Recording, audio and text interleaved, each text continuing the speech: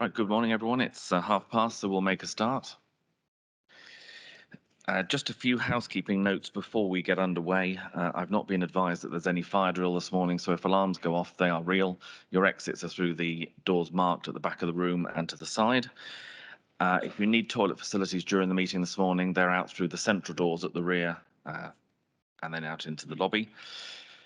There is water that's available at the side of the hall if anyone needs a drink. Could I ask if anyone's present that they could make sure that their mobile phones are turned either to silent or off, just so they don't interfere with the sound systems? And also, just a reminder to everyone that the meeting today is being recorded, so that it is available later online should people wish to watch the proceedings. Again, introductions as to who's in front of you today. To my right is Leila Nicholson, our committee manager, Nigel Osmond from our legal section, and to my left we have Stuart Howlett, assistant director. We have Duncan Harvey, housing development manager, and we have Dawn DeVries, who is the head of our development management section. The officers to my left will be the ones presenting the planning applications before us during the meeting. Just a few other notes relating to the business today. The meeting is a hybrid meeting. We'll get to you at the end, don't worry. The meeting is a hybrid meeting, which basically means we're holding it in the canal side. All the members of the committee who are going to be part of the meeting and voting on it have to be present within the room to enable them to vote. But we are also available. Are we muted? Thank you. No, we haven't. Thank you. Sorry, I've got a little voice in my ear, which is... Okay, start again. So we are also joined members of the public online who can watch the meeting as we proceed, and we will also have potentially speakers that will be joining us online as well. And as I mentioned earlier, the meeting is recorded, so it is available later. Again, as I mentioned about the mobile phones, that's covered. So the format of the meeting is as per the agenda that you all had circulated. The copy of the officer presentations are available through the council's website for those of us who are joining us online. We'll take each application in turn. The officers will outline the background and detail of the application. There'll then be the public speaking time for those members of the public who've registered to speak. If those of you who are joining us online, we'll ask you to enable your microphone at the appropriate time. So we'll go through that at that point. Once we've had those public presentations from members of the public, we will then have the debate amongst the members. We'll then have a recommendation that will be moved and seconded. That will be voted on, and we will announce the result. Just a reminder for the members who are in the room, please don't turn off your microphones. They are controlled from the back of the room, so they are permanently on. Just make sure once I've asked you to speak, if you just hold your microphone up so you can be seen as to where you are, and as I say, they'll be enabled so that we can make sure that runs smoothly. I'll just also mention, I believe we're also joined by the portfolio holder for development today as well, who's joining us online. So if we move then to the actual items on our agenda today, the first item we have is apologies for absence. I believe we have some. Mrs. Nicholson, would you like to give us the list? Thank you, Chairman. I've received apologies. Try again. Thank you, Chairman. I've received apologies from councillors Tony Hayward, Anthony Batty, Liz Perry. But Councillor Scott and Councillor Evans are not in attendance. Okay, thank you very much. I've not seen that any other members have got any notice of any other apologies. That's fine. All other members other than those listed are now present. Item 2 is urgent business. I've not been advised that there is any urgent business today which isn't covered by our agenda. Item 3 is public speaking time, as I mentioned earlier. When we get to that point in the agenda, for members of the public who have registered to speak, if you're in the room, we'll ask you to come forward to the table at the front of the room. You have 3 minutes to address the committee. You'll see there's a clock on the front which counts the time down, so you can see how much time you've got left to go. For those of you who are joining us virtually, You probably won't be able to see the clock, so what we'll do is we'll actually just, when there's a minute of your time left to go, I'll interrupt you and just let you know there's 1 minute to go. And again, if you can make your comments completed by the 3 minutes, that would be appreciated. Item 4 is declarations of interest. Are there any declarations that members have in the room? I don't think I'm seeing any. In which case, I will just declare 2, which relate to the applications on page 38 and 48. Both of them come within my county division that I represent, and I have taken no part in the debate on those applications at the parish council level. For members of the public, it's important that you know if there's any background that members have on an application. Where you've heard a declaration, in my case, that I've taken no part, it's because we have a standing order within this committee which says that you can either be involved at the parish and town council level, or you can be involved at the district council level. You can't do both. The reason being that if you've made a decision at the town and parish level or been involved in that decision, you may have in effect predetermined, made up your mind before you came to the meeting. So in this particular committee, we have the resolution that you can do one or either, you can't do both, and hence where I've declared an interest to say I haven't taken part of the town and parish, it means that I'm enabled to be involved at the district level. That moves us on then to item 5 on our agenda, which is the planning applications themselves. The first one we have is in Netherstowe, and I believe Mrs. De Vries, you're introducing this one, please. Thank you, Chairman.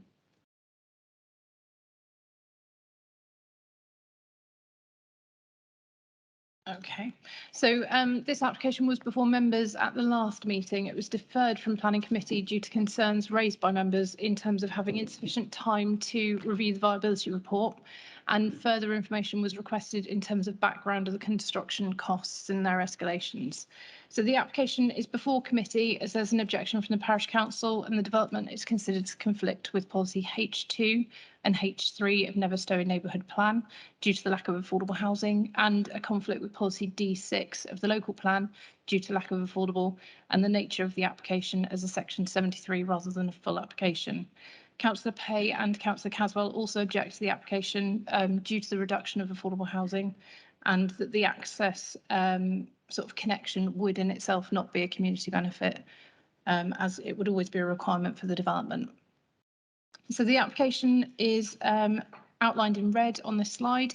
It's already been granted consent for 109 dwellings. So the previous consent for the site did include 15% affordable housing, included public open space, conversion of a granary building on site, and the backward L-shaped projection to the rear of the site has been approved for ecological mitigation.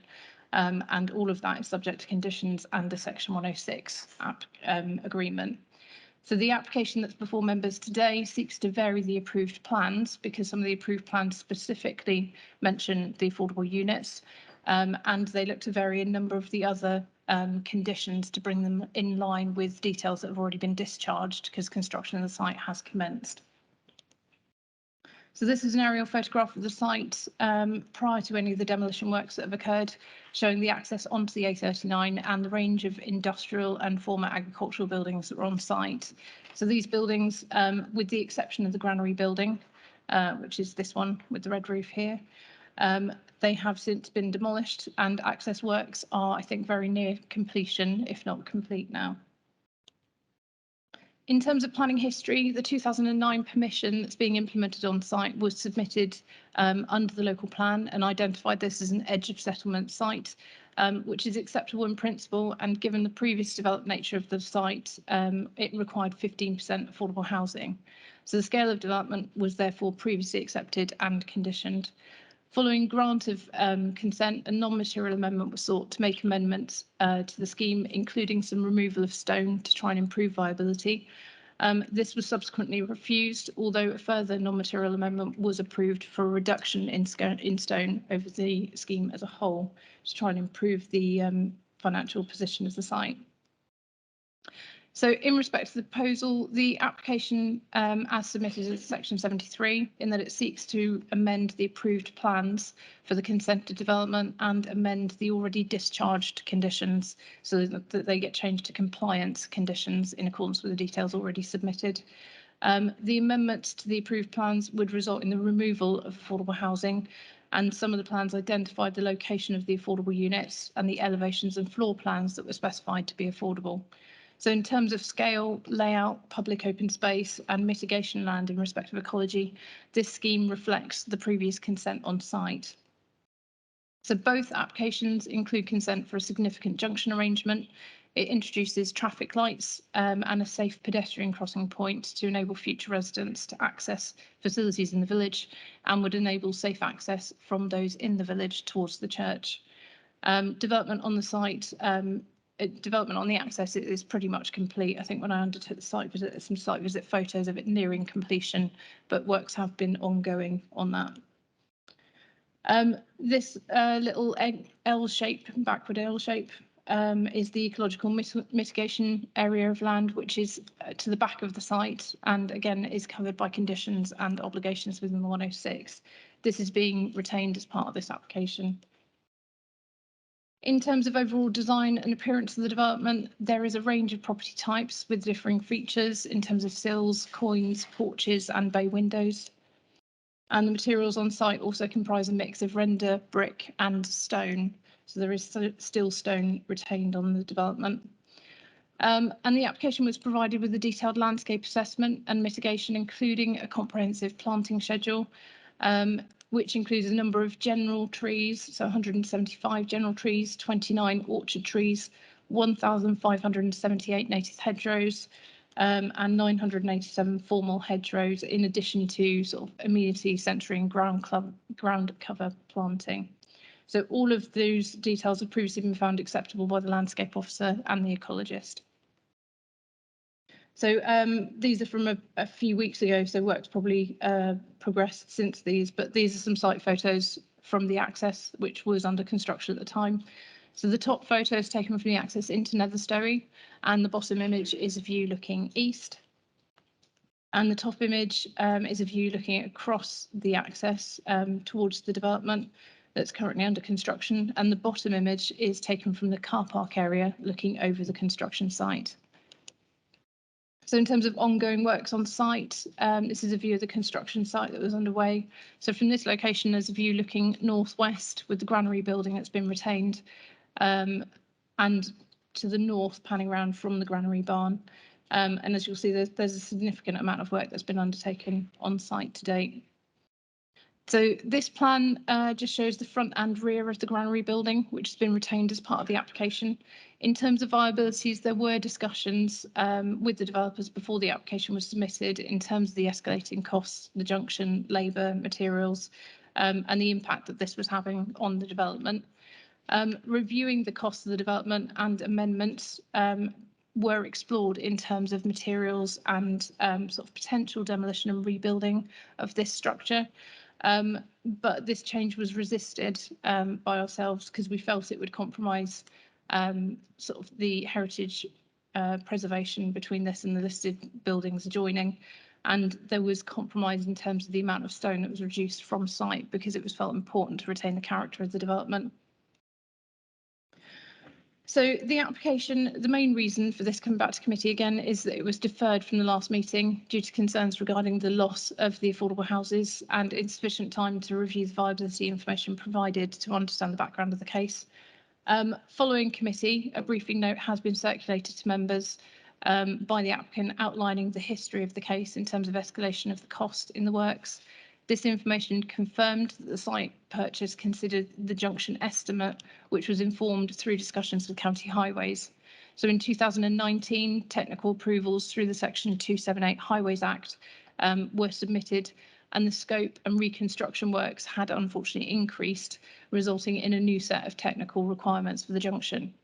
Following this, Strongbox put the works out to tender and received 4 separate quotes, none of which were from county, ranging from sort of just over 1 million to 1.3, nearly 1.4 million.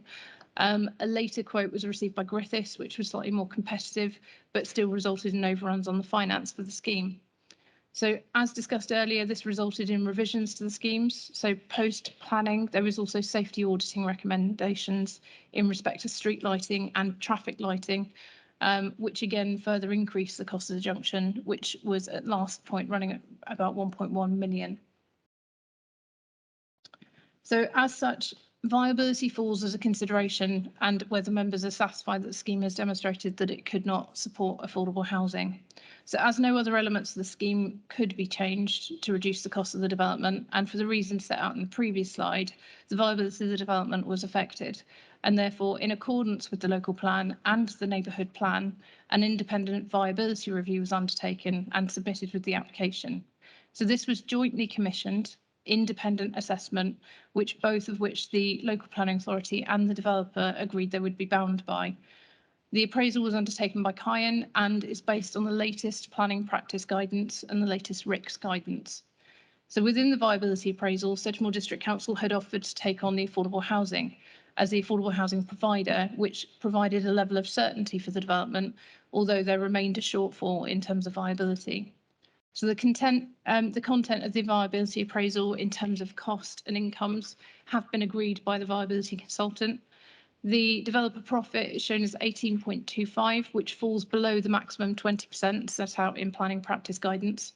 And the assessment concludes that the development is only viable if the Section 106 obligations are reduced by £678,694, resulting in the removal of the affordable housing from the agreement. So concerns were raised within the last committee in respect of increased construction costs being matched by increased development prices.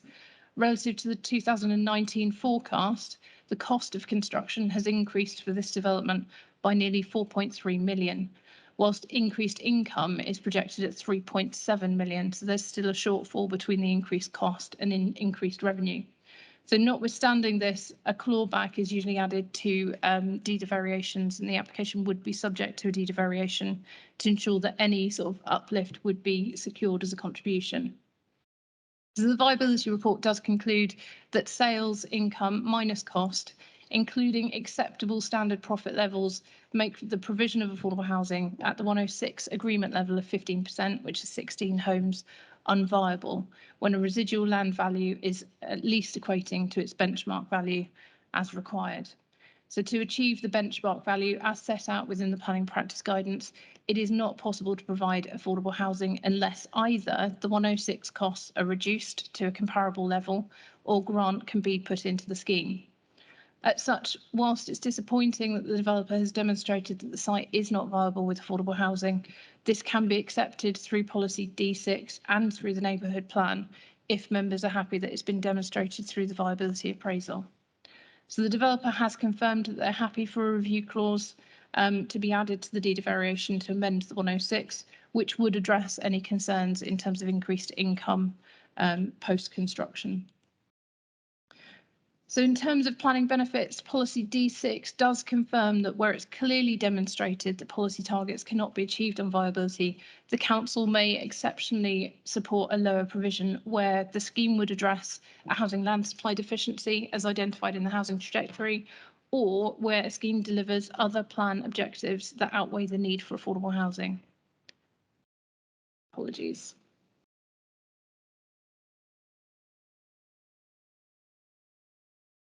So in terms of wider benefits, consenting this application would enable the continued delivery of 109 dwellings, which would otherwise stall helping in meeting the council's housing delivery test.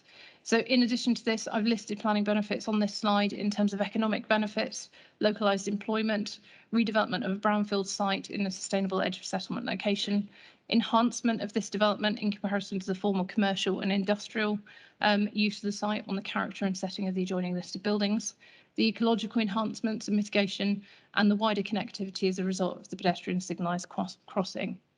So with the viability demonstrated and taking into consideration the above, officers are satisfied that the application has demonstrated that unfortunately it could not support affordable housing and that the planning benefits are sufficient to support the proposal.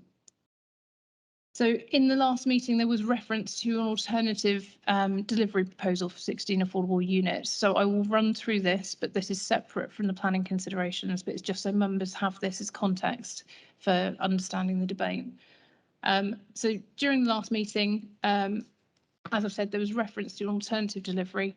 and what this meant in respect to the planning decision. So in terms of background, Strong Vots have been engaging with the council through the affordable housing team, and have continued to work to try and achieve the delivery of the 16 plots for affordable housing. So EDF funding has been agreed, and Home and Community Agency funding is required to meet the remaining shortfall. The council have agreed to take on the affordable units, and this approach has been confirmed through full council on the 30th of March. Although the Homes and Community Agency funding cannot be drawn down if there remains an obligation within the 106 for affordable housing.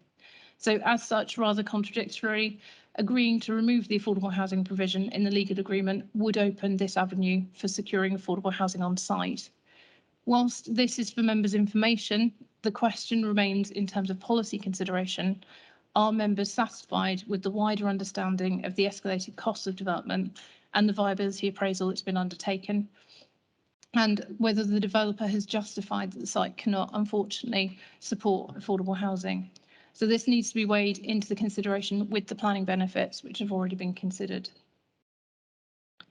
So as a section 73, this application seeks to vary some of the approved plans and some of the conditions just to align them with the details already discharged as part of the consent currently being implemented. If members resolve to grant the application, it will be subject to a deed of variation to the original 106, which would link this application, but it would result in the removal of the requirement for affordable housing. It would add a viability appraisal to ensure that in the event sort of post-development, any uplift could be secured as a contribution. But the main consideration in this case is the principle of the development in respect of the proposal delivering 0% affordable housing. In accordance with policy, the application has been submitted with a viability appraisal, which has been independently reviewed in line with the latest guidance and has ultimately confirmed that the site cannot support affordable housing. So for the reasons set out in the report and through the presentation, officers are satisfied that there are wider planning benefits that would, in this case, justify consenting this development, and subject to the deed of variation, the application is therefore recommended for approval. In terms of the viability appraisal that's been circulated, I don't know if you want to take questions from members on that after public speaking or before public speaking. We'll take the public speakers as normal, and then we'll come to members for questions on the viability. Lovely, thank you. Okay, right. So as you'll see, we have a number of speakers on this application, so we could start with John Roberts, please, if you'd like to come forward.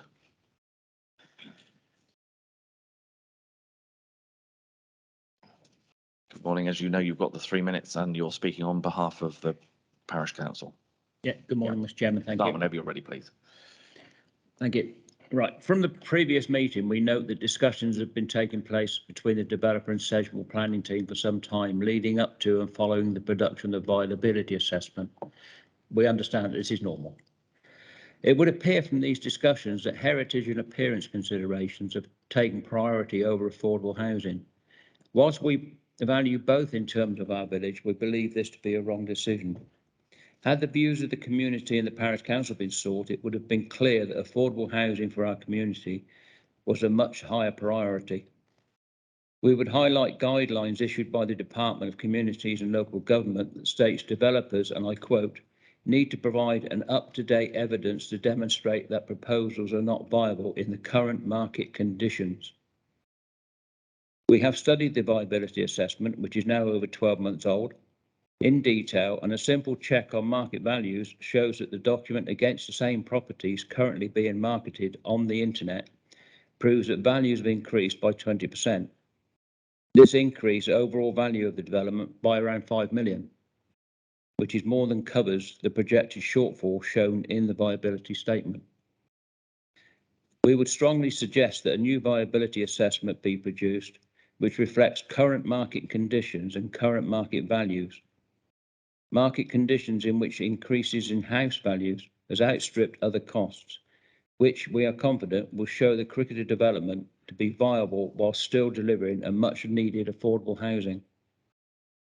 Therefore, any decision reached today will be based on data which is over 12 months out of date, does not reflect current climate or housing market, and does not follow the guidelines issued by the Department for Communities and Local Government. In business, profits are not guaranteed, and there are occasions when business decisions result in a loss. This is particularly relevant when it comes to ownership and risk. However, in this case, unfortunately, it appears that it's been decided that the risk relies entirely with the community. With or without affordable housing, the developer will make a profit. Sedgemoor will have achieved its housing stock, but Nether Stowey faces total risk of not getting the affordable housing it genuinely needs. It should not be the case that affordable housing is sacrificed to compensate for poor business practices, bad financial management. We strongly urge the committee to recognise that this endemic industry practice of forfeiting affordable housing to guarantee corporate profits needs to stop, and it needs to stop now. Lastly, Mr. Chairman, I would draw attention again to the fact that the viability assessment or summary thereof was not made public as it should have been and was not available for scrutiny until after the date when comments were allowed. I'm sorry to say that in the opinion of Nether Stowey. I'll have to call you to a close. Right, okay. But thank you very much. Thank you.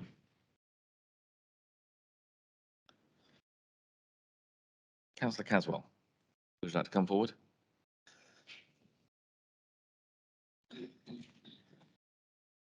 Morning, Councillor Caswell. Again, you'll see the time on the clock and start whenever you're ready, please. Thank you, Chairman, members. Well, I won't keep you long. I'm just going to say, here we go again. My original statement made at this August committee a few months ago still stands. I am firmly against the removal of affordable housing from this development. In fact, I understand there's going to be a new card played you can use in Monopoly. It's called the Viability card, or a card that will get you out of doing what you're supposed to do and agreed to do. There are people in Nether Stowey who are desperate for housing. That's why the affordable housing is there for them.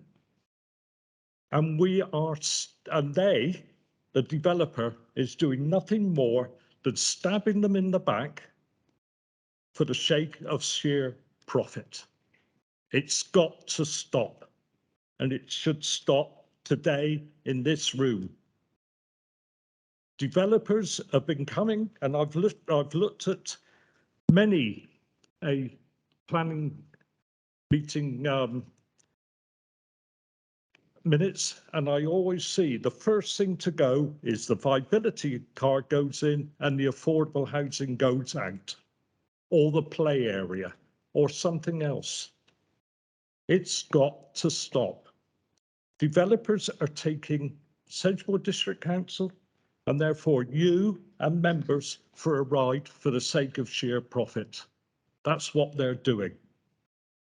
They agreed with the parish council support for affordable housing on this site supplied by them.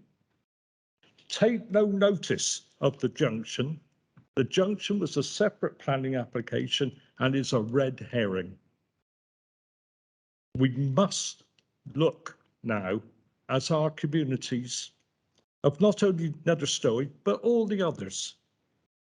In fact, Nether Stowey, the residents of Nether Stowey deserve better. In fact, Sedgemoor deserves better. I can't say how much I despise what's going on here. There are people in Nether Stowey living 3 or 4 generations in properties. And what we are doing is allowing a developer to get away with what they agreed to do.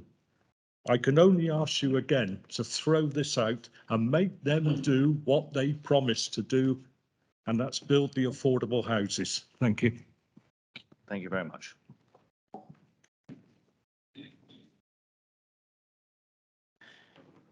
And Mr. Richardson? Oh, sorry. Got there before I was right. Again, just to remind you, you've got the 3 minutes. You'll see the time on the clock and start when you're ready. Thank you very much. Thank you, Chair and members of the committee. It is understandable disappointment from the parish, given how this application is described. It is about affordable housing. I will hope that you will see from the last time I spoke that Strongbox has not turned its back on a desire to work with Sedgemoor and achieve affordable housing on this site. I'd also like to emphasise that Strongbox Homes has not sought to renegotiate the affordable housing provision across any of our sites. This is a first. It's not something that's endemic and something that we do as a matter of course or as part of our application strategy. This genuinely is to do with costs and cost escalation to do with the junction.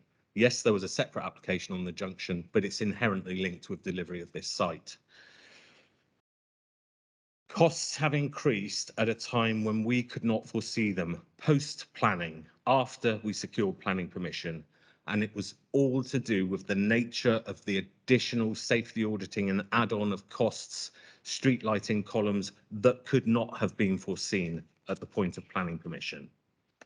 Notwithstanding this, we have worked positively with your officers outside of delivery of this affordable housing through the planning application legal agreement. We have worked to ensure that an alternative exists to deliver the affordable homes. We've worked in particular to work on a legal mechanism that forces or requires Strongbox to reserve those homes for future purchase by Sedgemoor. We've not walked away from the principle of retaining affordable housing on the site. So whilst it looks like a headline grabber and it looks absolutely awful, no community wants to see the loss of affordable housing.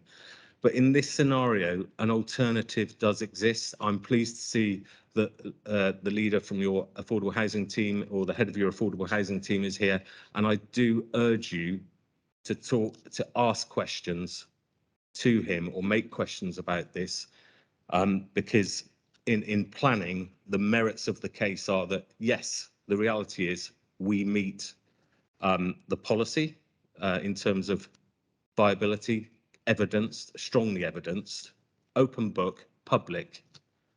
But what I would like to see the committee discuss is the alternatives, because there are alternatives that Strongbox will and continue to work with Sedgemoor to achieve. Thank you, members. Thank you very much.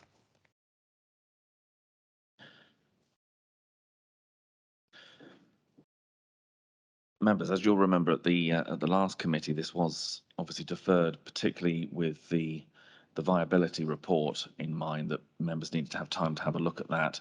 That was circulated in between the last meeting and this one. And as you heard, there was a summary sent around by the developer of the history as well. Before we get on to the detailed planning merits and the issues that have been raised, obviously, during the discussion, what I was going to do was ask members, were there any particular questions that members have from their reading of that viability report that they wish to raise at this stage before we get into the discussion in terms of the planning merits as well, as that was the key issue that obviously members felt particularly last time. Yeah, Councillor Kingham. Yeah, thank you, Chairman. Obviously, the roadworks obviously are the sticking point in this application. Planning officer mentioned the additional street lighting, site lighting and traffic lights, which have been added on after the application. Now, is this something that's been brought forward by Highways as the County Council? Mr. Drees. It's part of the post-planning safety auditing. So because it's a traffic light junction, it's a controlled traffic light junction with pedestrian crossings, to get through county sign-off, they need to do a safety audit at the end of it. Part of that safety audit, the standards changed, so it meant they needed to put more into it, so there would have been more costs. And that's been can be borne by the developer at this stage, which is why it's gone over budget. Yeah. So why are they having to do it when it's been added in? As a safety audit, if I was the Highways Authority, I'd be going either it's safe or it's not. So if it's a safety requirement, then it needs to go in. So unfortunately, the cost does get passed to the developer, whether it impacts on viability of development or not. Councillor Pearce. Thank you, Chairman. One of the speakers mentioned the increases in market value since the feasibility or viability report was written. Has this been taken into account in current thinking? Mrs. Yeah. Breeze? So on the bottom of this slide, there's the increase. I mean, these are obviously with viability, you have to put a pin in the ground in terms of having a fixed point to consider stuff from, because it's a changeable feast that changes day by day. But in terms of projected costs from the beginning of the development up to the point where recently I think the agent has updated or the applicant has updated members. In the note that was circulated, it did say that the cost of development has increased from the original projected figures by 4.27 million, but similarly increased cost of income has also gone up by 3.96, but 3.96 is still lower than 4.27. So there's still a deficit. So costs have gone up and income has gone up, but unfortunately costs have gone up greater than income at the moment. But with the provision of a review clause in the 106, that would be accommodated anyway. It's all right. Thank you. Members, yeah, Councillor Bolt. Regarding the affordable housing, or which is going to be allocated with a view that Sedgemoor can purchase it, will the residents of Stowe have a priority on those premises? Mr. Harvey. I mean, yes. I mean, the intention is that they would come with a local lettings plan that would give priority to the people with the strongest connection with the parish and the Stowe. So, to all intents and purposes, whilst the Plan B rescue plan, for a better description, outside of the planning process, is a complete, almost a separate entity. The principle of what we're trying to achieve is exactly the same, which is local homes for local people. So absolutely the same principle, save for the fact it's outside the planning process. Thank you.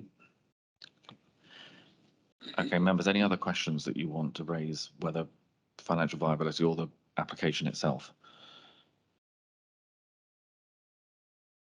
No. Yep, Mrs. De Vries.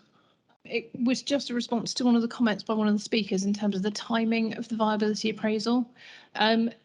If members have had a chance to have a look at it, there is a section within the report that just covers project timing. So that looks at sticking the point in the ground and taking the viability from a set point and then projecting all the costs forward to accommodate for the construction period, because how long it takes you to build something will impact on when you get your return and how much return you get and what cost increase would be between now and then. So there is a section within the viability report on page 7 that does cover the project timing. So whilst there was a comment about the viability appraisal being old or out of date, it's not particularly aged, and it was projected in terms of the development build out rate, which has commenced and is commencing still on site. So it's running in parallel to current construction.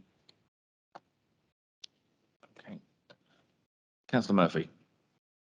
Thank you, Mr. Chairman. I am a little puzzled at this because I didn't attend the last meeting. I didn't attend the meeting that this was discussed. I am in business supplying lighting columns, for example, just purely by coincidence.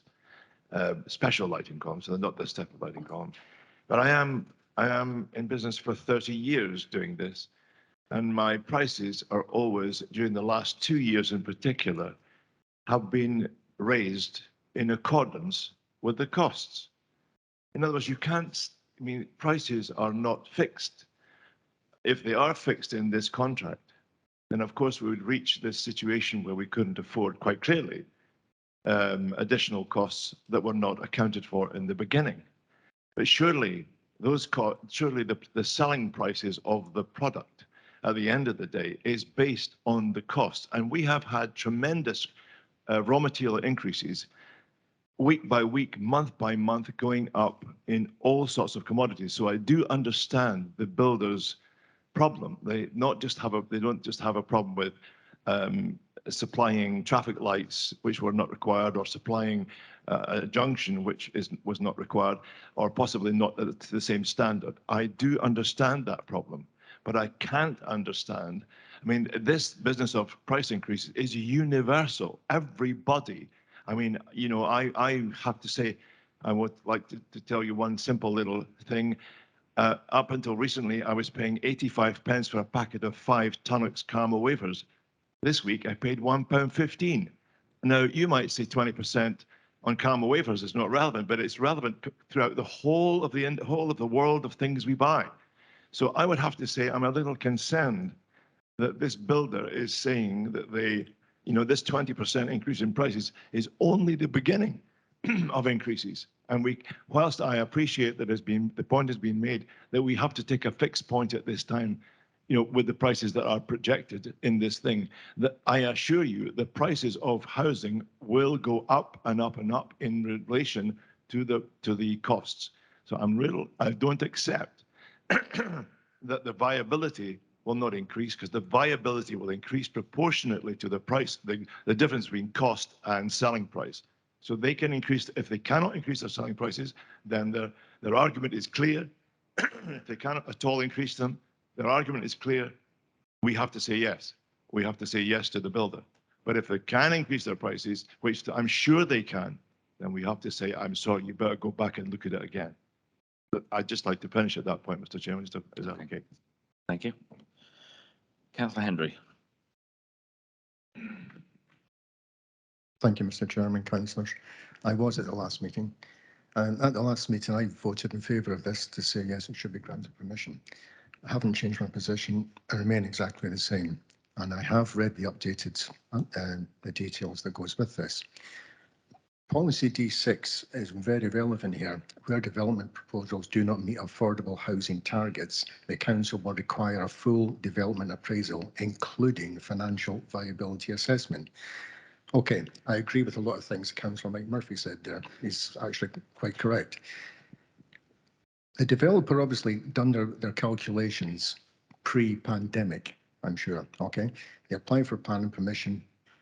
Everything's affordable to them at that time. They would make a profit, they get the houses. Since then, things have moved on dramatically.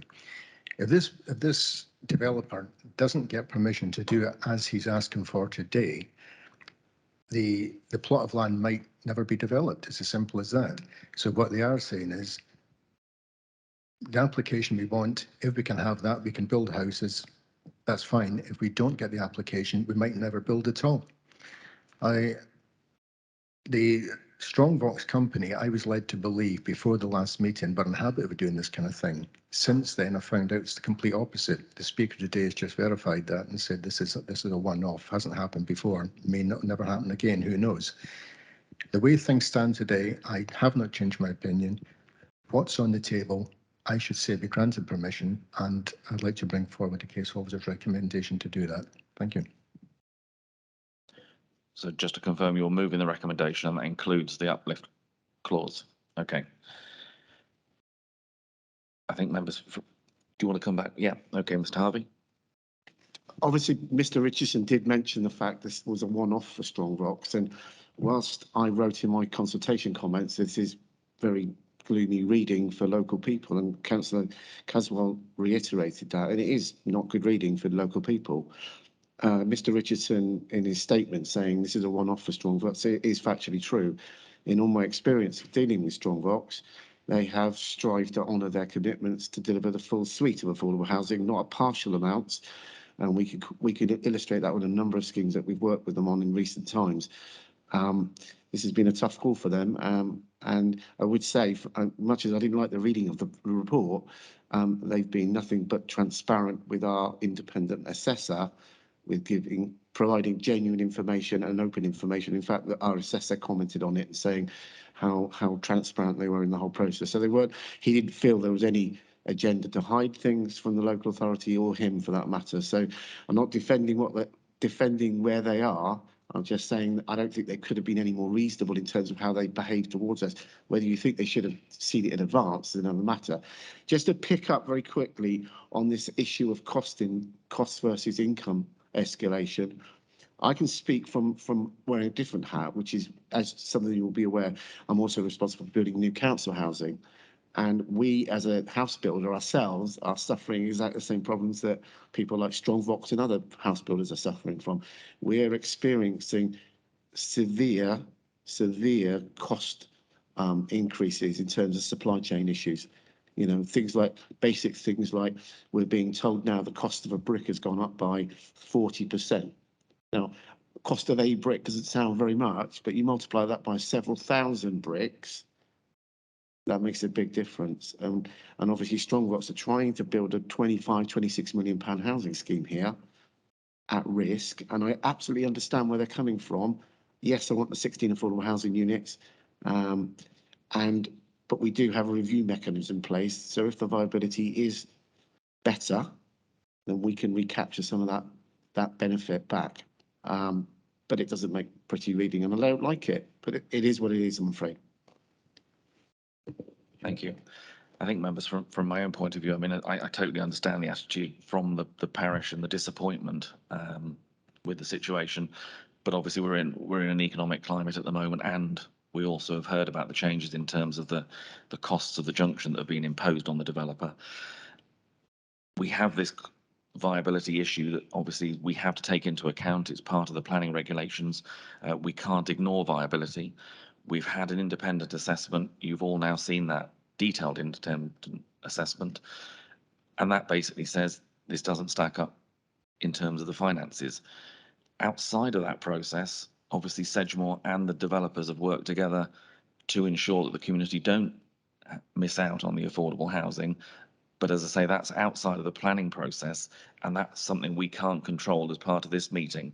All we can look at is the viability figures and the regulations that we work within. And so that's the difficulty that we're in.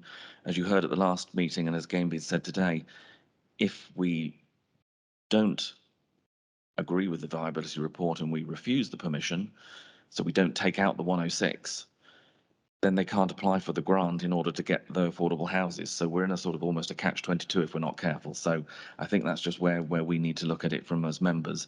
But as I say, I totally understand, having had affordable housing provided in my own areas, that to see that under threat is often when a development comes forward, the reason you want it is because of the affordable housing, and to see the threat of that losing, I do understand where the parish is coming from. But I think Sedgemoor and the developers obviously have worked hard to find an alternative route, and that's where hopefully we can aid that route if that's the way we go today. I've got Councillor Facey. Yes, thank you, Chairman. I won't bother now, Chairman. You more or less stole the lot. Sorry. I've got a few biscuits left. I think it is worthwhile, Chairman, this coming back for the second bite. What the information received in between the first committee meeting and the updates, etc. And to go along for myself, having great faith in Mr. Harvey's expertise, I did vote for it originally, Chairman, and I would like to second the application completely with all the grant permissions, subject A, B, C, etc. I'm quite happy to go with it, Chairman. Thank you. Thank you. Councillor Pearce. Chairman, yeah, I mean, we really are between a rock and a hard place here, aren't we? And asking us to let go of a deeply held conviction around that affordable housing is really uncomfortable. So I guess I've just got two questions. What would happen if we weren't to agree the recommendation, given that building has started, the highway works have been done? And where are we? What assurance is there, if this is the only way on this occasion of achieving the affordable housing, how much assurity have we got that the application will be successful? And just to say, for future applications, I really hope we demand that we get accurate business planning, so we're not in this position again.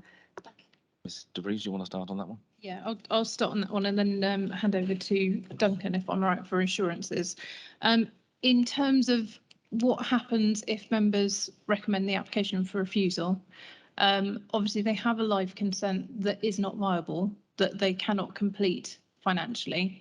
There are obligations in that agreement that they are currently bound to fulfil, but if they cannot fulfil it on viability grounds, as a developer, you would expect to be appealing the decision, because in terms of the policy test for planning, they'd need to demonstrate that there is viability as to why they cannot deliver what they need to deliver and that the application was reasonable. If we would be refusing it on the basis of the viability information that we've had, which does suggest that it cannot support affordable housing, the question from the inspector back to whoever's defending the appeal would be, what contrary evidence have you got that says that this viability information is wrong or inaccurate, or what is the valid evidence-based reason that you'd be refusing it on?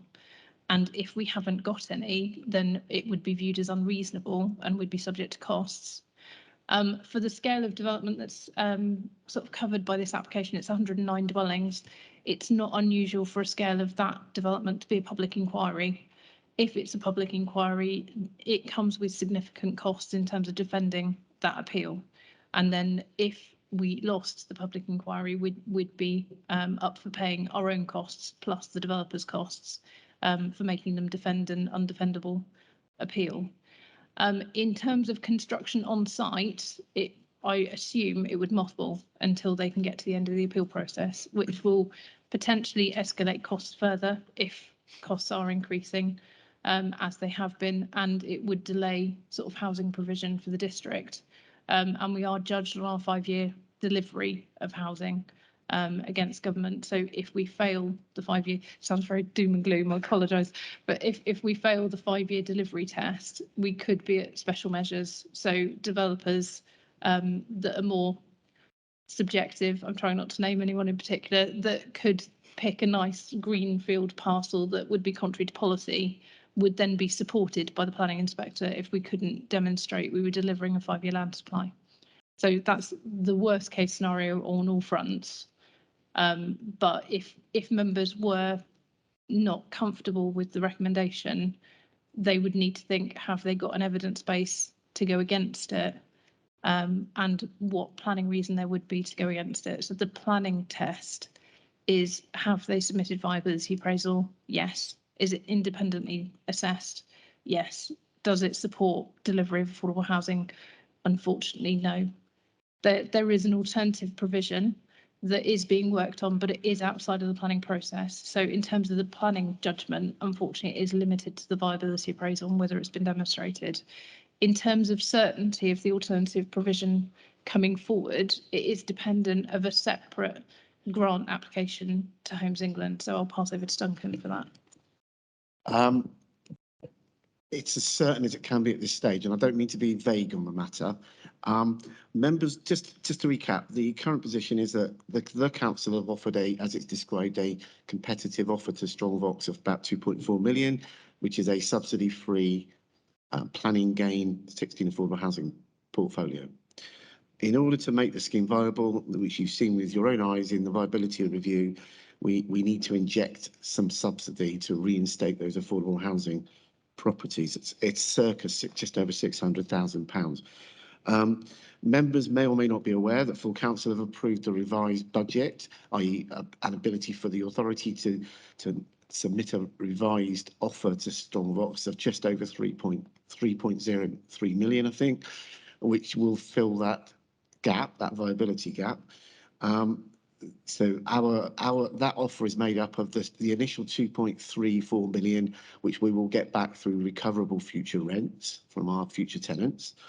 It is also made up of a confirmed EDF grant of 180,000. So that's coming out of the EDF Housing Mitigation Fund. And the remaining subsidy that we need to find, we are targeting the 2021-26 Homes England Affordable Housing Programme. Now, the level of grant that we will be aiming at is well within parameters in terms of their investments, but we can't submit that investment request whilst we've still got the grant-free situation on the books, so to speak. So it is a bit of a chicken and egg, I'm afraid. But if you're asking me for my professional experience, it's within parameters. We've sounded out Homes England informally, and their view is that's okay, but you can never say never. And there is a health warning that we need to take away. But Strongbox are honouring the figure that they've asked us for.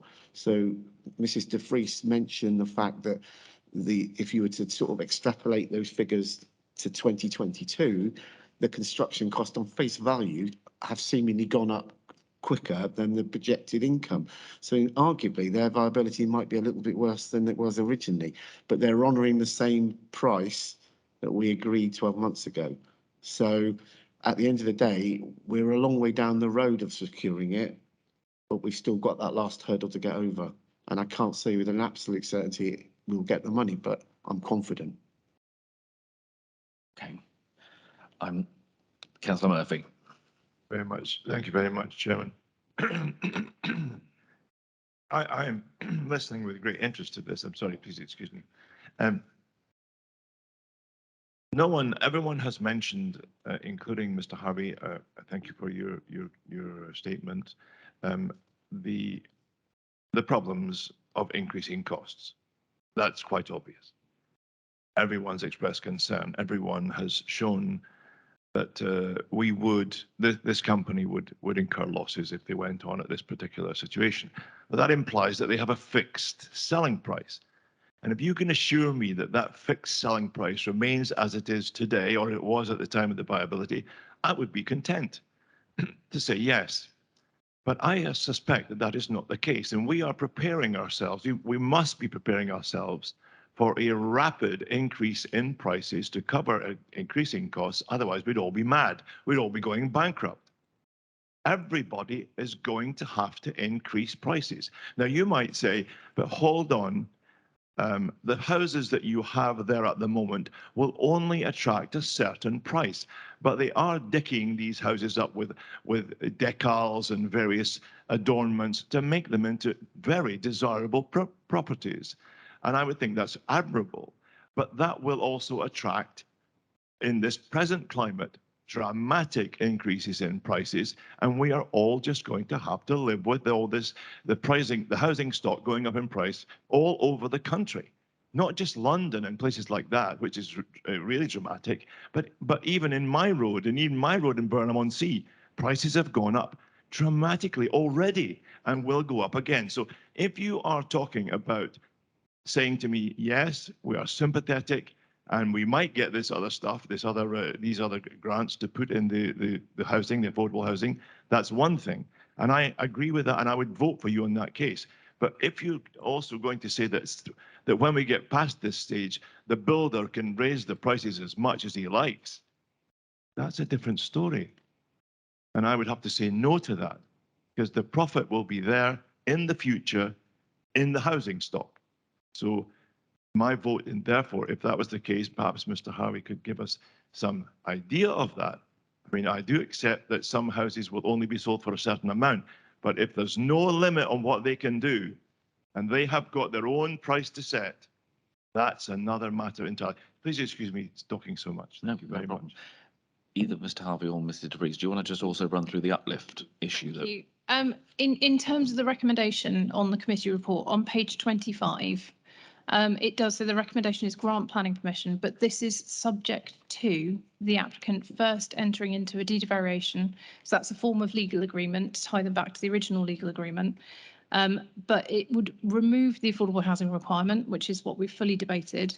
But it would also insert the requirement for a viability appraisal to secure an affordable housing contribution should the viability improve. So we're not saying this is a fixed point of time, we're losing it completely, end of, let's all be quite upset about it. We're saying this is the situation now, this is the evidence we've got now, this is why we're recommending what we're recommending now. But at the end of construction, if viability is different because house prices have improved and construction has leveled out in terms of costs, if viability improves during the process, there is the clawback in the deed of variation to require them to do a viability appraisal and potentially for that to be taken as an affordable housing contribution. So in effect, if the developer does end up making more money, then the clawback gets that money back for affordable housing within Sedgemoor. Thank you very much. What evidence would we have that if you have 109 houses, will we be monitoring 109 houses, what they sell them for? Please excuse me asking that in an abrupt way. My apologies. I'm asking it very kindly because I'm thinking to myself, you know, are we going to say that Mr. Harvey, and he is one of the busiest men on the planet, and he will be sending people out to 109 to watch 109 houses being sold for prices that, you know, we can't control that. I'm sure that's something we wouldn't even want to control. May I just make, as something that I'm presuming, my apologies. Yeah. Mr. Harvey? Just to clarify or reassure members, I guess, the review mechanism, it does place the onus on the developer to demonstrate what's happened in reality as to what we think all our viability expert is telling us is likely to happen. And they may be wildly different, they may be very close. So there's a requirement on the developer to provide us with information, which we will verify through data research using another professional expert to help us do that piece of work. Running alongside that, part of my team's responsibility is to monitor these types of projects to say, how's it getting on? Are things moving? And maintaining the dialogue with people like Mr. Richardson and his team, because obviously we're doing business with them on other sites in other parts of our district. So we are closely monitoring. But I guess it's a bit of a chicken and egg for members today, because you're being asked to make a decision about saying, here are the facts as best we know them. They are a snapshot in time. Things will have moved in the last 12 months. But has the viability improved significantly over the last 12 months? I suspect not. What might it look like in 12 months? Who knows? The pandemic, if nothing else, has taught us you can't look that further ahead. And what with all the other issues going on in the world, there's a high degree of uncertainty around the economy. And let's not forget, Strongbox are trying to invest £25 million into building houses here at risk. And you might say they stand to make a lot of money. Yes, they do, potentially. But we've got that covered if members do decide to make a very uncomfortable decision today through the clawback mechanism, which is robust and has worked on other schemes that we've worked on where sadly we've had similar problems. So it does work. We've got a track record of monitoring it, and where things have improved, we've recouped money that we've reinvested back into affordable housing. Okay, I'm not seeing any other comments or questions from members. We've had a recommendation that's been moved and seconded, which was to grant permission with the conditions as outlined in the report, including the clawbacks in terms of the section 106. Those in favour of that recommendation, please show. 1, 2, 3, 4, 6. And those against, please show. 1 against. And that's all members voted, isn't it? We've got 10. Yeah. So that is clearly carried. So permission is granted. 9 in favour, 1 against, and no abstentions.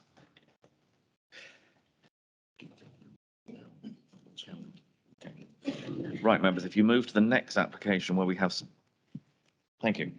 Next application we have members, thank you, where we have members present, which is on page 38. And I should just mention that I should have said earlier in the meeting that the item that's on page 44 has been withdrawn from the agenda because there is further pending information that needs to be obtained on that application. So the item on page 44 is deferred from the agenda today. So if you move to page 38, and we're in the parish of Brent Knoll. And I think, Ms. Elbe, you're presenting this one online for us. Hello, yes, thank you. Hello, everybody. Can you hear me? I'm guessing you Yes, we can. can. Yeah, okay. Right, I'll just get the show ready. Okay, shall I start? Is everyone ready? Yes, please. Yeah, okay, thank you. Good morning, everyone. This is the application at Donyana in Brent Knoll for the erection of a single-storey extension to the side elevation. The application is before members because the officer's recommendation is contrary to the view of the parish council. So on this slide is a list of policies that are relevant in the local plan to this application. The main considerations are the principle of development, visual and residential amenity, highway safety and flood risk. The application site lies to the north of the village of Brent Knoll and accessed via Wick Lane. It's circled in the yellow here. The application seeks consent for the erection of a single-storey extension to the south elevation of the existing dwelling. The existing property is outlined in blue in this floor plan drawing. The extension will measure approximately 16.6 metres by 6.5 metres and will provide 4 bedrooms, one with an ensuite, a bathroom and a family room. These photos show the existing 2-bedroom property. The dwelling was created from a barn conversion consented in 2018. You can also see the parking area there that serves the property. So the application site lies outside of any development boundary, and whilst the application is for a householder development, the proposal is of such a substantial scale that it would be out of keeping with the rural prevailing pattern of development. The existing property is a linear, gabled structure that has had minimal addition to facilitate the conversion, as is generally required when converting redundant agricultural buildings. The proposed extension will introduce an incongruent form to this previously agricultural building and is out of character for this type of structure. The proposal was considered to over-dominate the appearance and character of the existing property. Furthermore, the glazed link is comparable to a conservatory, and this is not considered to be an acceptable addition to a rural property such as this. In respect of residential amenity, the site is fairly isolated and therefore unlikely to impact any neighbours. The site has adequate space for additional parking, and as the application is a householder, it is considered acceptable in respect of the sequential and exception tests for flood risk. Nevertheless, the proposed extension is of such a size and scale, it is considered to be an unacceptable addition to the rural property in this countryside location. Therefore, the officer recommendation is to refuse permission on the grounds of this being an incongruent addition to the dwelling formed from a converted barn and would be detrimental to the rural character of the property and its countryside location, and therefore is not considered to comply with policy CO1 and D2 of the local plan. Thank you. Thank you very much. Again, we have a speaker on this application, so Mrs. Curdy, would you like to come forward?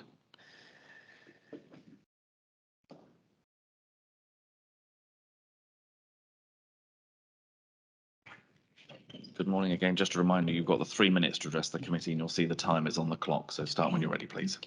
Good morning, and thank you, councillors, for the opportunity to address the points the planners have made. The proposed scheme now is an amendment from the original L-shaped design, which was withdrawn by the planners in favour of a linear design. Unfortunately, as the original building was built 3 metres from a watercourse, we have designed it so it has a step, enabling the building to be well away from the ditch and also bringing light into our very small lounge. We have worked with the planners to keep it linear. The glazed link is not a conservatory as such, although it does say that on the plans, but with brick sides, large glass doors, and there will not be a glass roof. Furthermore, the extension will comprise of 2 bedrooms, office, hobby room and storeroom, but not 4 bedrooms as stated, and it was not on the plans as 4 bedrooms. The existing dwelling is a conversion of cowsheds and does not conform to any particular design of a dwelling within the area. Being staggered with a glazed link allows no harm to the character and appearance of the existing building. The overall appearance is in keeping with a rural setting.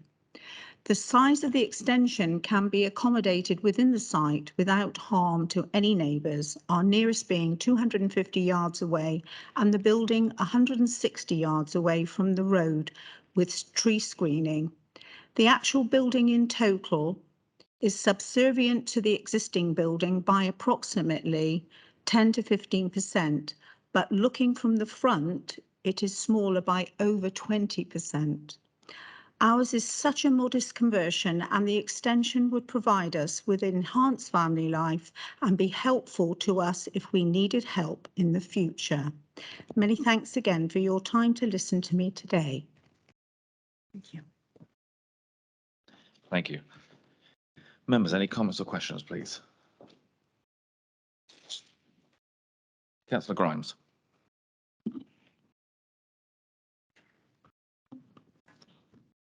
Thank you, Chairman. Strange, but I don't have a problem with this application. I understand it's larger, but the design as it is blends into the countryside. As has been said, it's no near residence at all, so no overlooking as it's low rise. And as such, on this case, I tend to disagree with the Just hold on, we're struggling a bit with the mic here.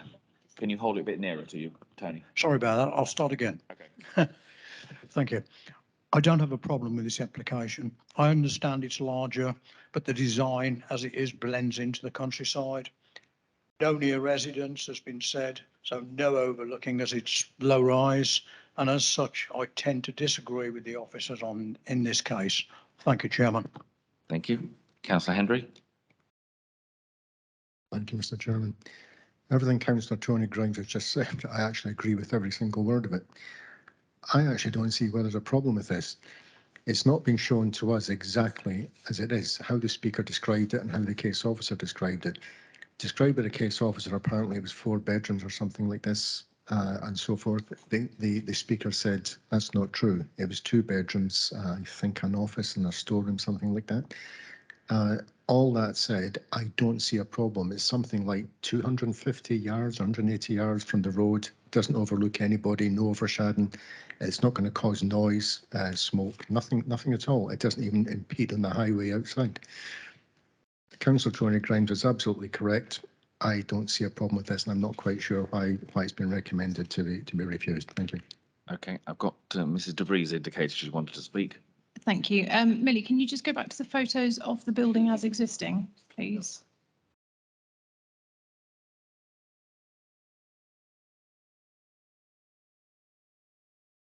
Thank you. So I just wanted to take a bit of time to have a look at these slides because the application itself is a residential property that was as a result of a barn conversion. So there isn't a policy that would naturally support residential development in this area except for if you're a barn conversion or a class Q. So at the time, it was a full application for barn conversion. When we didn't have the class Qs, it was considered to be of merit in terms of its retention or reuse as a residential dwelling. And it has been done sort of relatively sympathetically with quite symmetrical sort of detailing in. And it respected the original character and form of the size and scale of the building that it was in terms of the conversion. So just having a quick look, I think maybe have a focus on the top picture. So that is the extent of the size and scale of the dwelling that has been converted in 2018. So if you can go back to the floor plans quickly, Millie, please. So in terms of the floor plan, you probably can't see it that clearly in this slide, but the floor plan is in the top right-hand corner. So the image that members have just looked at is that rectangle that's just outlined in blue. So it's just that, thank you, Millie, just that rectangle. So that's the consent of the original dwelling house. So this L-shaped extension, if you can outline it, Millie, thank you.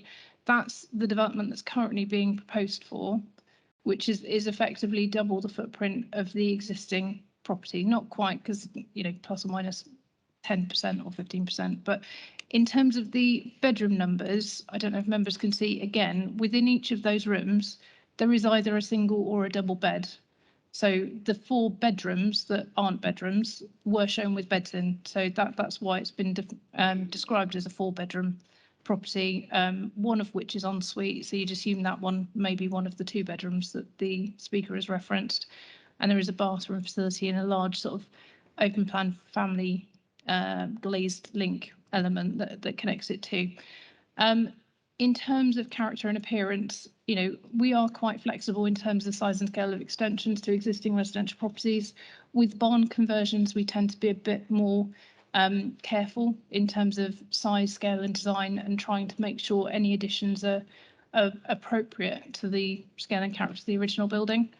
There was a previous application for a extension coming off at a right angle to the property, and I think the information going back to the applicant at that time was the size and scale of the extension was too large, and coming off at a right angle is actually contrary to the original character and appearance of quite a linear barn that was converted.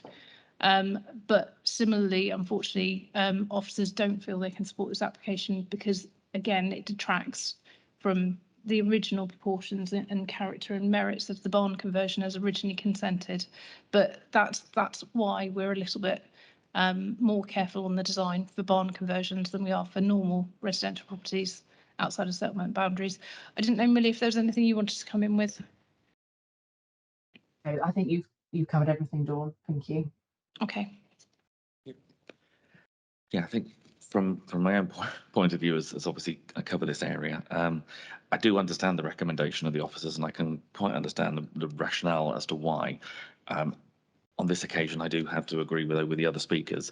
I think in terms of character, the design is reflecting the character. I do understand the issues about the size, but in terms of harm in this location, I think we will be struggling to find harm that's going to be carried out. And in terms of appearance, I tend to think that what the design that's come up with, it looks like another stable block that's been converted. So personally, I don't have a problem with this one. And so I wouldn't go with the recommendation of the incongruent addition. I think it's, in this case, as I say, I understand the recommendation, but on this case, I would have to disagree. Councillor Hendry. Thank you. On the basis of what everybody said and the presentation, I would like to recommend permission granted. Thank you. And just to confirm, in terms of reasons, that would in effect be the opposite of the recommendation refusal, which was it's not an incongruent addition and it wouldn't be detrimental to the rural character. I just don't see a problem because it's 180 metres or something. It's in the road, 250 metres from everybody else. There's no overshadowing. There's absolutely, I do not see the problem yet. Okay. Thank you. Are we happy on the basis of, well, happy is the wrong word. Are we satisfied on the basis that that's a reason for going against recommendation? I think so. If members can make it explicit that they understand this is a converted barn, you know, normally, and perhaps if it had been a more traditional building to start with, then the concerns may have been a bit more significant because as Dawn has set out in detail, I don't need to repeat, but obviously it's by exception that we allow barn conversions, and the intention is that they are converted based on the scale that they exist in without substantial extension. This is a substantial extension that comes in afterwards. So as long as members are happy that they've considered that, so we're just concerned about any future applications that might come in on similar buildings. Thank you. Councillor Hendry, you're happy on that basis? I've got Councillor Grimes indicated. Yes, happy to second that, Chairman. And Councillor Facey? Just make a comment. Basically, what Stuart's brought up.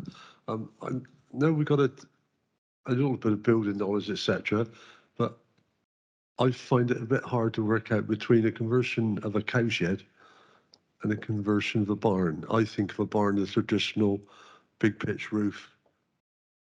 Do you understand where I'm coming from? Obviously, they're all converted agricultural buildings, aren't they? Which is what the policy tends to say. So there will be a huge range of differences in terms of the starting point of the bars. You'll have traditional stone grand buildings, won't you, which are clearly different to cowsheds. And I suppose Class Q has introduced perhaps a wider range of buildings that have been converted to what we would have traditionally allowed before Class Q. But I think, you know, obviously this building would have been considered of merit for conversion at that time to have some traditional rural character. I'm not saying it didn't. You know, the same rules apply normally for barn conversions, that we wouldn't allow substantial extension because it's a dwelling in the countryside. That's the policy exception. They have to be of merit and converted, you know, similar to their character and scale. Our concerns, which is why the recommendation is what it is, that this is a substantial extension to them and would affect the character.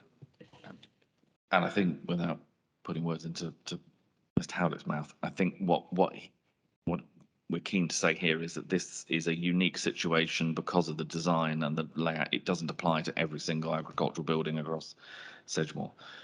Councillor Bolt. Nope. Okay. I'm not seeing any other further comments. So we've had a recommendation to grant permission. I presume that would be subject to suitable conditions to be agreed with Chairman and Vice Chairman. Yep. Okay. All those in favour of that recommendation, then please show. 1, 2, 3, 4, 7. And those against, please show. 2, 3.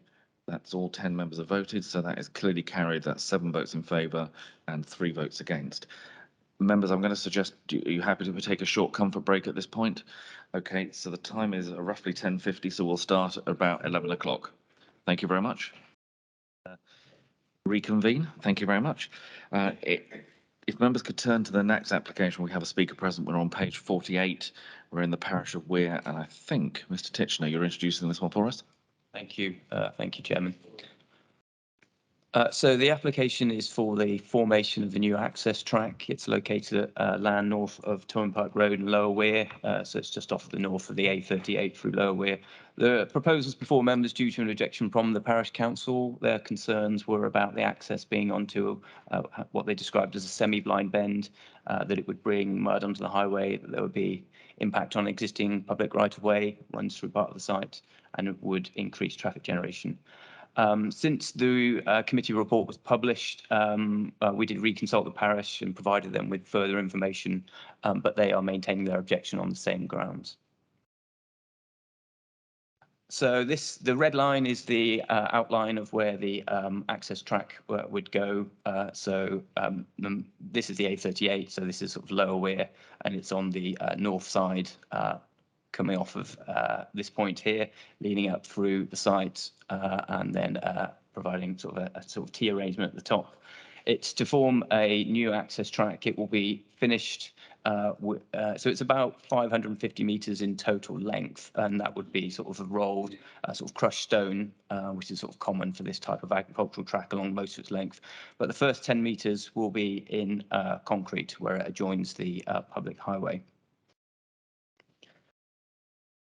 So as you'll see from this aerial photograph, it effectively follows the line of what is an existing sort of track, but isn't consolidated in the way that is proposed. The consolidation will allow more consistent access throughout the winter months when this land, which is sort of low-lying, typical of many parts of sort of the Somerset levels, will be boggier and will provide sort of better access for the farmer to access some of the deeper fields that are further away from parts of the public highway network. It's not an uncommon proposal. We get applications like this fairly regularly. And again, just the plans which show the length, so where the new trackway is to be installed, the point of contact with the public highway showing the first 10 metres in concrete, and just the consolidation throughout. And just a more zoomed in plan at the point of access, just about the 10 metres of concrete. So this was put in response to concerns that raised by the parish council about the bringing of mud onto the highway. So the applicant had agreed that the first 10 metres would be in concrete rather than crushed stone. That's an acceptable and standard solution for reducing likely mud and debris onto the highway that is acceptable to the Highway Authority, and we would secure that through a condition on the permission. So just some photographs. So there is an existing field gate in place. So this is stood effectively on the entrance to the A38, looking out across the site. So the access here is an existing access. So what we're not looking at as part of the proposal is the access onto the A38 acceptable. This is an existing lawful access that can be used. What we're looking at is just about the consolidation of the track. And the impact that the track has on the site. And then just some photographs, just for context, looking up and down the A38. So looking southwest. I did mention that there is an existing footpath, so you can see the style here in the photograph. So we had consulted the public right-of-way team as part of the application. They don't object to the application, but they do request a condition requiring submission of details regarding any temporary diversions that would need whilst the works go on, to provide so that access to the footpath or an alternative route is maintained whilst those works are underway. Again, just another photograph stood further back showing the existing field gate looking out across the site. Again, looking just for context, looking back up, the Parish Council had said it's on the slight, they said it's on a semi-blind bend. It is on this slight inside of a bend of a road that is largely straight and within the 30-mile-an-hour area. Nonetheless, as I'd said, the access is lawful, and that's not what we're here to examine. We're here to not examine the visibility of the access, but just the visual impact per se of the actual track and the consolidation of the surfacing. And furthermore, there has been no objection from the Highway Authority to the proposal. And so the stone track, it will be laid across the land. These photograph shows currently unconsolidated parts of the site. It will enable access to those wetter fields. It's not an uncommon proposal, as I've said. It's not something that we would consider to give rise to significant visual harm. The Environment Agency had requested a condition that ground levels will be no higher post-construction, and that will be secured by way of condition. So the key issues are that the resurfacing of the existing track with rolled stone we consider to be acceptable. We have added in the concreting of the first 10 metres just to pick up that issue of mud and debris coming onto the highway. There is an existing access, it is lawful, and it has reasonable visibility space for the speed limit in which it's in, but nonetheless, that's not what we're here to look at. Overall, we would consider the proposal to have a minimal visual impact upon the character and appearance of the area, and subject to the conditions that we propose to impose regarding the right-of-way, the levels and the concreting of the first 10 metres, we would be recommending that permission is granted. Thank you. Very much. Again, you'll see we have a speaker on this, so Charlotte Scott would like to come forward, please.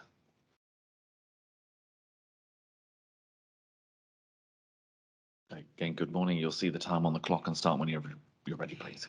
Good morning, Chairman and member of the committee. The applicant, Mr. Babbage, has asked me to say a few words on his behalf in support of his planning application before you today for the formation of a new access track. The applicant runs a cattle enterprise over various blocks of land and has recently acquired the land at Lower Weir. During the autumn and winter months, the land gets wet and means it is difficult to access the entirety of the land. The applicant therefore wishes to extend the existing trackway on the land so as to provide access to check and feed cattle throughout the entire year. We note that there has been an objection from the Parish Council and we would respond as follows. The applicant has an existing access to the land through the gateway onto the highway, and by concreting the first 10 metre of the trackway and creating a consolidated stone area at the entrance, this will ensure that the amount of mud and debris carried onto the highway will be reduced. The gateway will continue to be used for agricultural purposes accessing the land. We have tried to comply with the Somerset Highways and Sedgemoor policies and believe the proposal meets Planning Policy CO1 as the development is required to farm the land all year round. In addition, we believe the proposal meets Planning Policy D15 as ensuring the land is easily accessible will provide economic prosperity and enhance employment. The applicant has checked and we can confirm that the development will not affect the footpath. There is also a proposed pre-commencement condition for the details of the works, the means of the hard surfacing for the first 10 metres of the trackway and the placement of consolidated surface along the remainder of its length, and the applicant is happy to comply with this. The planning officer has covered the other points raised by the Parish Council within his committee report, and we therefore hope you will be able to support this application to allow Mr. Babbage to farm his land all year round. Thank you for your time. Thank you very much. Members, any comments or questions, please? Yes, Councillor Kingham. Thank you, Chairman. Is this just a single width track? I can't see any dimensions. As opposed to how wide? I mean, it will effectively be a single width track for the length. It's just you could see the width on the original aerial plan about how wide they needed to use. I mean, it's wide enough to allow a tractor and any equipment to go up and down throughout its full length. It will only be as wide as they need it to be because the wider you make it, the more expensive it gets to build ultimately at the end of the day. And the report indicates that it's a 3 metre wide track, so that's as wide as you would need for a tractor. Yeah, just as if there's two vehicles using it, there's no passing places or parking and driving on. I suspect the farmer's the only one that's going to be using it, to be honest. So, Councillor Hendry.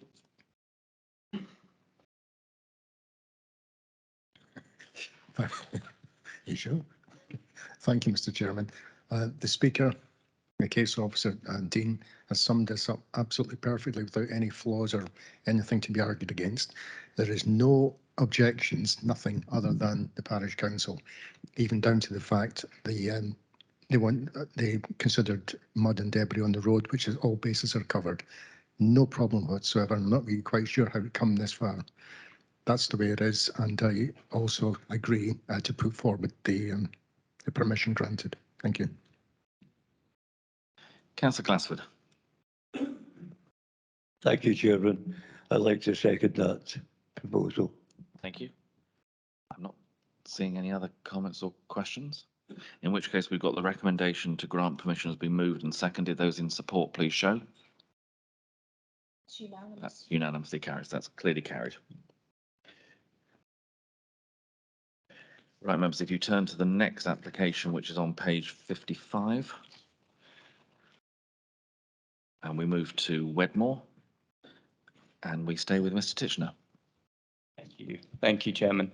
So this is the application of the approval of reserve matters for the appearance, layout, scale, landscaping and access for a proposed dwelling. So it's on land to the north, what's called northeast of Dawn House, which is on Pilcorn Street in Wedmore.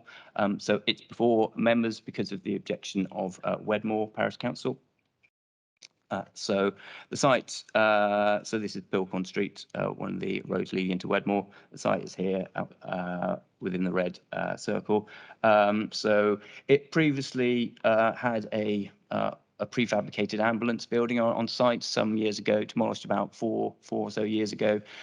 Outline planning permission was then granted about just over a year ago for one dwelling. So the current application is the sort of associated reserve matters that's coming forward for that single dwelling.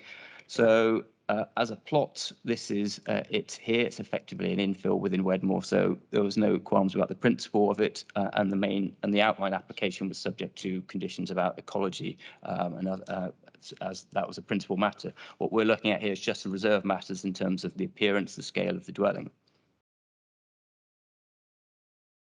So this is the proposed dwelling positioned within the plot. So the plot extends all the way down to the southern boundary here.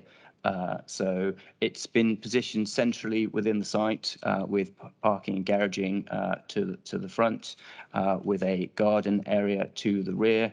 And one of the things that's happened throughout the course of the application is that in response to some local concerns, was that the position, scale and massing of the dwelling has been amended. Members will see this red dotted line here going around the building, which showed its original position, and you can see as part of this that it has been moved further north, essentially to get some further separation and relief from some of the properties that are further to the south. Just for context, just to look at some photographs. So this is the site as is currently shown. You've got an existing property called Megham on its east side, and that's the existing access looking in. And then there's properties in behind in a road called Gardener's Orchard beyond the trees. This photo in the bottom left shows Dawn House, which is the property on its west side.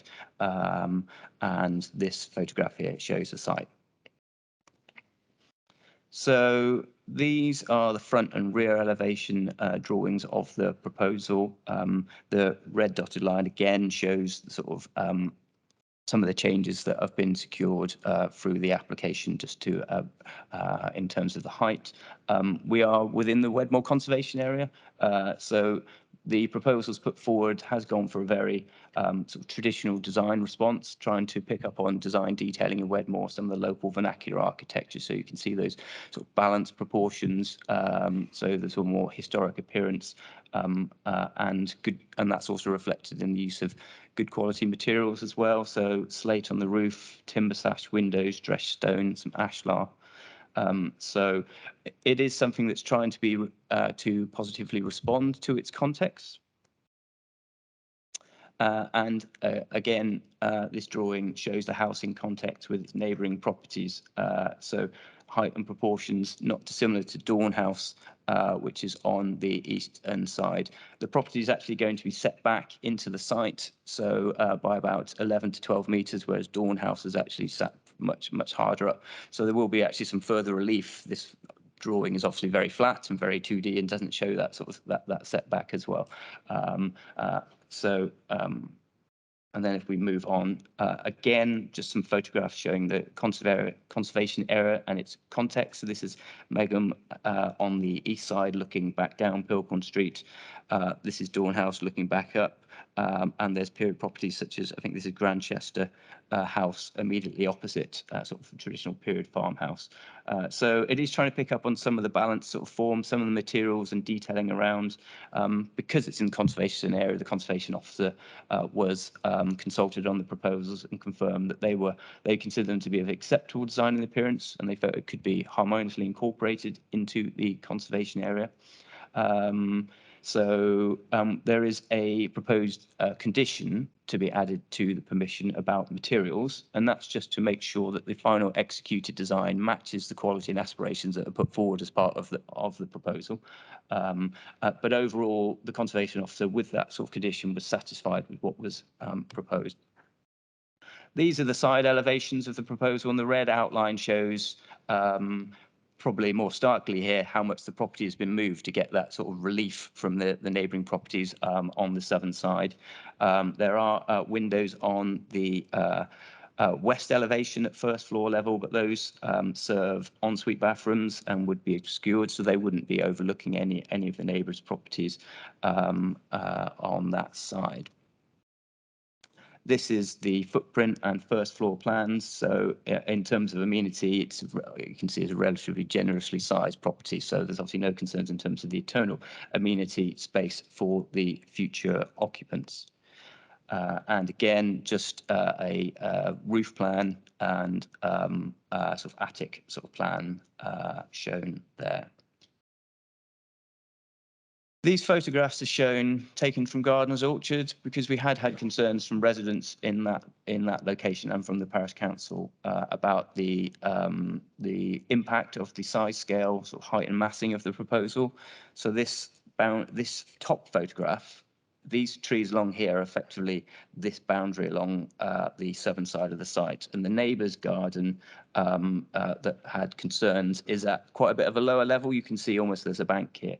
And there was concern that if, with the design as proposed, with the position of the dwelling quite far south into the site, that it would give rise to sort of impacts of sort of visual domination and potentially overlooking. And the sort of the bottom right-hand picture here just shows that sort of view here in a bit more context, stood in Gardener's Orchard with the concern that the dwelling as sought was going to be sort of high in the views there.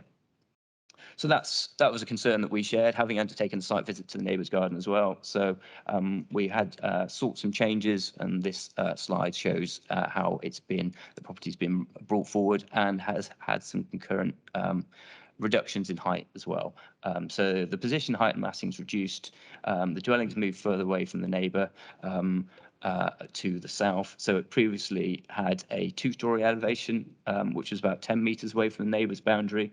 You can see now the two-storey elevation has been moved a further 3 metres away and the height reduced. So combine those in our view, are considered not to give rise to over-dominating impacts. And we would consider on amenity grounds that the proposal would now be acceptable. And just lastly, I just want to sort of touch on a couple other sort of points.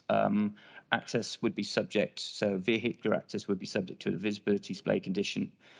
We consider there is sufficient space for parking on plot. In relation to the neighbours concerned to the south, there is those trees that I had shown in some of the previous photographs. Some of those, quite a number of them, are within the neighbours' ownership, and all of them are subject to a tree preservation order. There was some works that originally proposed as part of the application to a number of trees in site, including some of those on the southern boundary.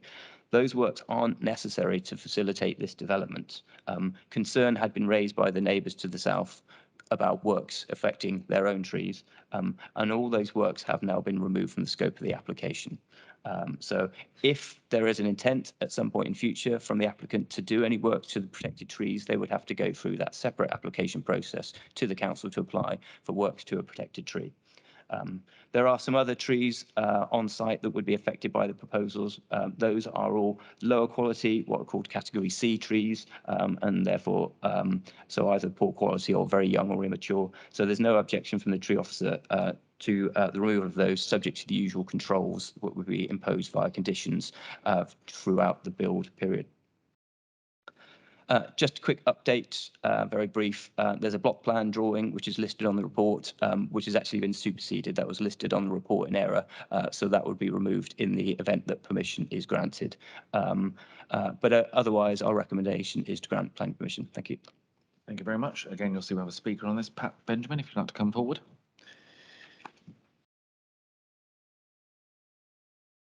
Again, good morning. You'll see the time on the clock, so start whenever you're ready, please. Yeah, thank you, Mr. Chairman and members of the committee. I'm the agent for this application, obviously speaking on behalf of the applicant in support of the application.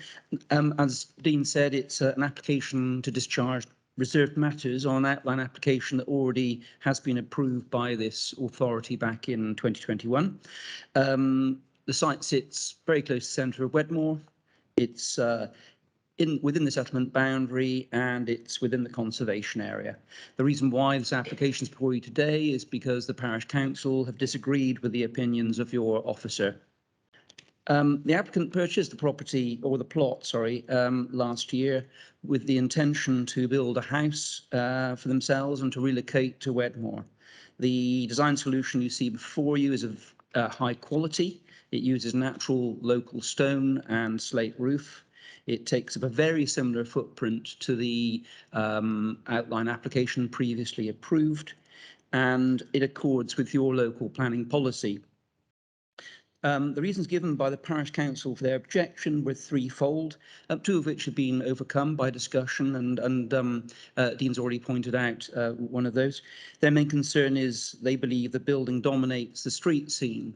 As agents for this application, we have listened to their concerns and those of the neighbours. We've also been in extensive dialogue with your planning officer to try and overcome this. And as illustrated, the number of changes has been made to the application. The house location has been altered to be further from the southern boundary. The house has been made smaller. The ground levels within the site have been made lower, and the overall height of the building has been reduced by almost a metre. The roof level of the house is now lower than the house opposite, and it's the eaves level is also lower than Dawn House, the house immediately alongside. So we feel really that the house is very similar scale to its surroundings. The property is also well away from any immediate neighbours to the south, and we've moved the house further away from those and is over 45 metres from the nearest neighbour. In summary, we would argue that this design is in keeping with its surroundings and does not seek to impose itself on the neighbours. It would therefore seem that the comments of the parish council are not well founded on this occasion. Finally, I would think it needs to be said that a number of the parish councillors do live in the close vicinity of this property, and perhaps their interest has not helped the parish council to act objectively on this occasion. We would therefore suggest that the committee follows the advice of its officer and supports the officer in approving this application. Thank you for your time. Thank you very much. Thank you. Members, any questions, comments, please? Yes, Councillor Kingham. Thank you, Chairman. I think the design of this property is well suited within Wedmore. I mean, knowing what Wedmore's like and the type of properties around this would sit in well. And it looks as if the applicant has gone a long way to make things a lot easier for the neighbouring properties. And I would have no problem in proposing this recommendation. And that was with the additional conditions that were outlined by... Yes, Chairman. Yeah. Councillor Granter. Hold on for a mic, just for a minute. Only just to second the proposal from Councillor Kingham. I think the applicant and the council worked very well together to get this off the ground, and congratulate the applicant on the finished result. Thank you. Mr. Titchener, I think you wanted to come back, sorry. On the recommendation, there wasn't an additional condition. It was just to sorry. remove a plan. That was the only Oh, amendment. okay, no problem. Yep, Mrs Nicholson. Sorry, Chairman, can I just confirm? Because I've got additional condition in respect to the materials as Yeah. well. That's what I thought, but No, so that's already That's in proposed there. as part of the, Yeah. on the report. The only update is about removing the one plan. okay. Keeping us all on our toes. That's all right. So that's okay. I'm not seeing any other comments or questions. So we have the recommendation to move permission. All those in favour, please show. That's unanimous, clearly carried. So thank you very much. Thank you.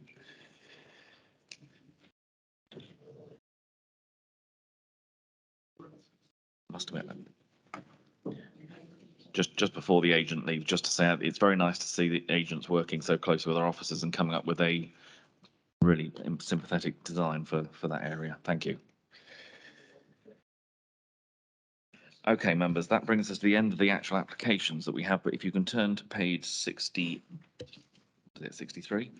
And the items for report. So planning appeals received, Mrs. De Vries.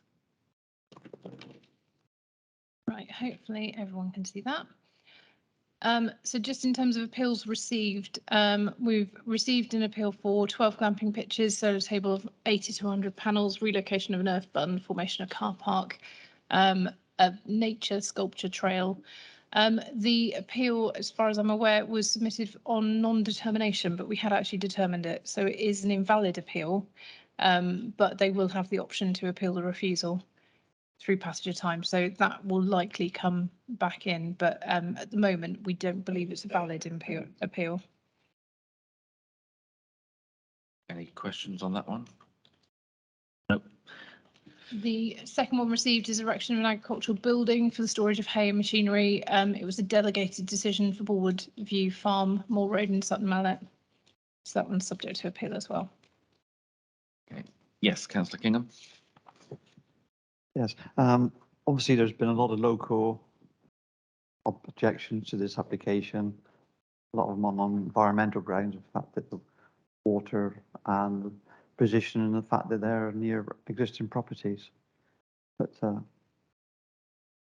it doesn't sit well with a lot of the locals, and I think they've, if you live there and you've got this behind you, I don't think they're very keen on it, but I don't suppose much we can do about that. I mean, all of the letters received during the application, they will get forwarded to the planning inspectorate. So at this point, it'd be us defending what the recommendation was and the reasons for refusal to the planning inspectorate, and all the letters written in would also be forwarded for their consideration before they make the decision on the appeal. Could I just double check as well? Would it be normal that those who've objected may well be contacted that there's an appeal anyway, so they can send in further comments if they wish to? Yes, yeah. So if they wanted to expand on anything that they've previously raised, they can. Councillor Kingham. A lot of the work has already been commenced as well, hasn't it? Okay. If there's no further comments on those, we'll move to page 64, 6.2, appeals decided. So appeals decided, we refused planning permission for demolition of some existing garages and erection of 2 flats and parking. That was subject to appeal at Brew House, 84 Barrow Road, and that appeal's been dismissed. Thank you. Any comments or queries? I'm not seeing any. So 6.3 and certificates of lawfulness. We've granted a certificate of lawfulness for existing use of part of a building as a dwelling house, and that's at the annex Delhorn Boarding Kennels, Western Road. Thank you.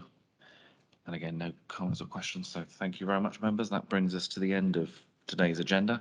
Thank you all very much. We'll close the meeting. And I know members are fairly busy at the moment, so keep safe out there anyway. So thank you.